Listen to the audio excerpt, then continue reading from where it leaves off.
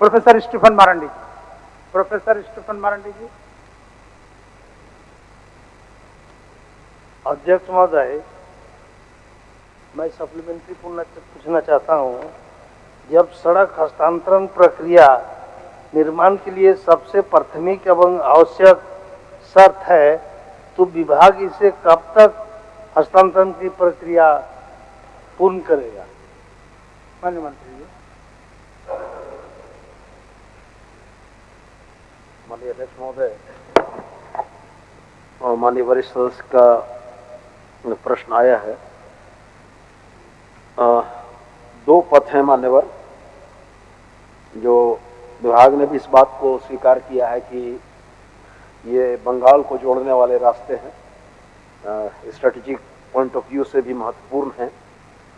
लेकिन विभाग के द्वारा ये सूचना दी गई है कि संबंधित विभाग दोनों पथ ग्रामीण कार्य विभाग के अधीनस्थ हैं। एक सामान्य प्रक्रिया है RWD से PWD में रहने का, उस प्रक्रिया के संचालन की बात मैं करता हूं, और मुख्य रूप से ट्रैफिक सेंसस कराकर ट्रैफिक डेंसिटी और पथ की गुणवत्ता के आधार पर निर्णय होते हैं। माननीय वरिष्ठ सदस्य का आग्रह है तो मैं उनको ये आश्वस्त करता हूं कि जल्दी ही इन प्रक्रियाओं को पूरा करते हुए हम लोग इस काम को और गति देना चाहेंगे। RU से सड़क के हस्तांतरण की निश्चित समय सीमा क्या है तथा अंतिम DPR स्वीकृति, निधि की उपलब्धता एवं कार्य प्रारंभ करने की ठोस तिथि का निर्धारण की गई है। साथ ही पथ निर्माण विभाग की कब तक निर्माण शुरू करने का विचार रखती है?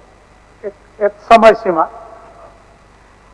मान्यवर, स्पष्ट समय सीमा पथ निर्माण के लिए बहुत कंक्रीट दे पाना तो उचित नहीं होगा, लेकिन हम आपके माध्यम से माननीय सदस्य से आग्रह करेंगे कि सरकार ने अगर इस विषय को संज्ञान में लिया है और सरकार इस योजना को पूर्ण कराने का संकल्प रखती है तो बहुत जल्दी योजना धरातल पर होगी। हम लोग इसको फॉलो अप कर लेंगे मान्यवर। ठीक ठीक। माननीय सदस्य श्री हेमलाल मुर्मू जी।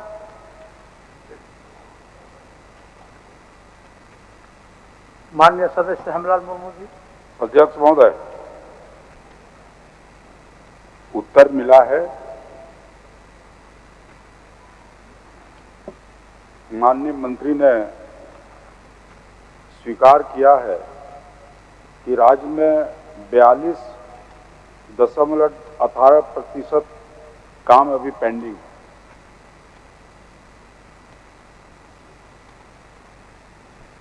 तो महोदय, मैं संथालपना को स्पेसिफिक किया हूं कि आखिर जो पेंडिंग स्कीम्स है वहां के लोगों को पानी कहां से उपलब्ध हो रहा है, और जो आपका एजेंसी का जो जांच रिपोर्ट है इसका अगर भौतिक सत्यापन किया जाए तो हमको लगता है कि डिफर करेगा और ये पेंडिंग स्कीम का संख्या ज्यादा बढ़ जाएगा। तो वैसे माननीय सदस्य, आपका प्रश्न संख्या इसको उद्योग विभाग में तो इसी विभाग का उत्तर होगा ना। ठीक है, पूछिए। आपका और एक सवाल है। चलिए महोदय, PhD का प्रश्न है। हाँ, ठीक। और एक सवाल लगा कि हमको उद्योग विभाग कहां से पहुंच गया। ठीक। तो महोदय, हम प्रश्न पूछना चाहते हैं पूरक कि योजनाएं जो चल रही हैं, इतना योजना पेंडिंग है और इन योजनाओं का भारत सरकार के फंड और इसमें क्या राज्य सरकार का भी हिस्सेदारी है? माननीय मंत्री। अध्यक्ष महोदय, माननीय वरिष्ठ सदस्य का बड़ा ही महत्वपूर्ण प्रश्न लेके आए हैं महोदय। पहले तो हम धन्यवाद करना चाहेंगे उनको इस विषय को लेकर के सदन में आए। महोदय उनका माननीय सदस्य का जो चिंता है कि भाई नल जल योजना का जो है खास करके संथाल परगना में जो योजनाएं चल रही है उन योजनाओं की क्या स्थिति है। तो महोदय आपके माध्यम से माननीय सदस्य को इस बात से अवगत कराना चाहेंगे, क्योंकि उन्होंने पूरे राज्य का भी विषय को लेकर के आए हैं कि हमारा कुल योजनाएं 97,535 योजनाएं महोदय संचालित है, जो मैंने कार्य किया जा रहा है महोदय। उन योजनाओं में से 56,386 योजनाएं महोदय पूर्ण हो चुका है, शेष योजनाएं महोदय निर्माणाधीन है।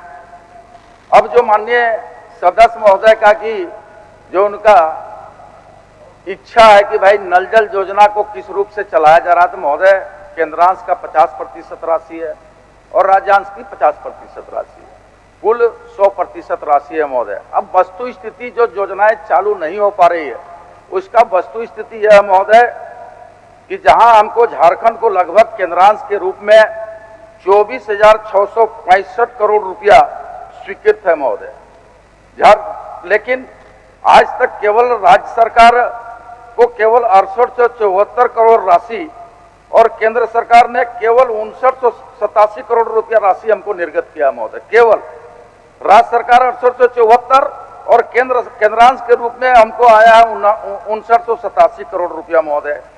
अब पिछले वित्तीय वर्ष में आप अगर देखेंगे महोदय, जहां हमको एलोकेट था 2114 करोड़, यानी केंद्रांश का राशि हमको मिलना था महोदय 2114 करोड़, और हमको मिला कितना महोदय 70 करोड़। और आज जब 25-26 का अंत होने जा रहा है महोदय, जब वित्तीय वर्ष समाप्त होने जा रहा है, आज भी एक पैसा नहीं मिला है महोदय। और 6500 करोड़ रुपया आज भी लगभग केंद्रांश के रूप में हमको लेना है, तो जिसके चलते योजनाएं चालू नहीं हो पा रही है महोदय। लेकिन माननीय सदस्य को मैं आश्वस्त करूंगा और इस बात को मैं कह रहा हूं महोदय कि पिछले वित्तीय वर्ष में जहां केंद्रांश के रूप में 2114 करोड़ हमको मिलना था, हमको मिला नहीं। राज्य सरकार गंभीर है महोदय, और राज्य सरकार अपने राज्यांश से 1231 करोड़ रुपया महोदय हम लोग दे करके योजनाओं को चालू कराने के दिशा में पहल किए हैं। कई योजनाएं आगे बढ़ाए महोदय, और पुनः इस वित्तीय वर्ष में चूंकि चलता वित्तीय वर्ष में हमको केंद्रांश नहीं मिला है, हम फिर कह रहे हैं महोदय कि राज्यांश के राशि से उन योजनाओं को पूर्ण कराने के दिशा में हम लोग आवश्यक पहल कर रहे हैं, उसकी कार्रवाई कर रहे हैं महोदय। मान्य सदस्य, प्रश्नकर्ता को पूछ लेने दीजिए, फिर आपको हम। अध्यक्ष महोदय, गंगा जल आधारित योजना किन किन प्रखंडों को आच्छादित करता है संथाल प्रणाली में? माननीय मंत्री से उसका रिपोर्ट ये दे दे, और हमारे विधानसभा का लिट्टीपाड़ा और आमड़ापाड़ा, ये 2 प्रखंड गंगा आधारित योजना से आच्छादित है या नहीं, और अगर नहीं है तो क्यों नहीं? आप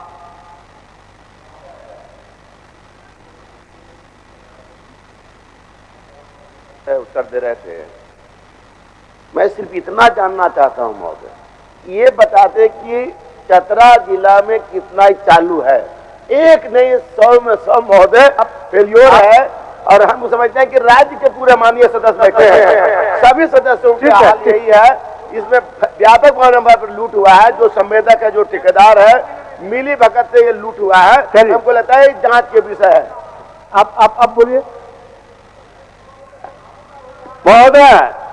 महोदय। देवघर जिला के अंतर्गत, देवघर विधानसभा क्षेत्र के अंतर्गत मोहनपुर प्रखंड में जल नल योजना द्वारा टंकी जो है लगा दिया है महोदय, लेकिन कहीं चालू नहीं है महोदय। साथ ही साथ महोदय एक पुनासी 0 पॉइंट से काशी जी तक रोड का जो है महोदय डीपीआर वगैरह सब तैयार होके यहाँ आ गया है। दर्जनों बार जो है हम अफसर के यहाँ गए, अभी तक जो है वो रोड चालू नहीं हुआ महोदय। आप कहाँ रोड में आ गए? नहीं, दोनों है, रोड में, रोड वाला भी है और पानी वाला। पीएचडी का सवाल है माननीय मंत्री, आपके विषय का जवाब।